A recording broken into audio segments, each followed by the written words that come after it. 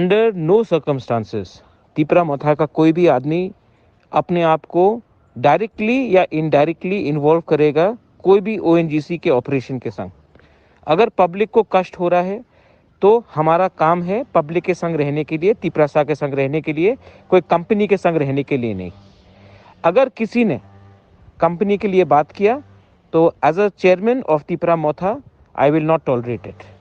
आपका काम तिपरासा दोफा के लिए काम करने के लिए है। अगर आपने डायरेक्टली या इनडायरेक्टली किसी ने भी कहीं में भी ओएनजीसी के लिए काम करने का कोशिश किया है या उनको हेल्प करने के लिए कोशिश किया है जहां में पब्लिक खुश नहीं है, मैं उनके खिलाफ एक्शन लूंगा और मैं ये टॉलरेट नहीं करूंगा।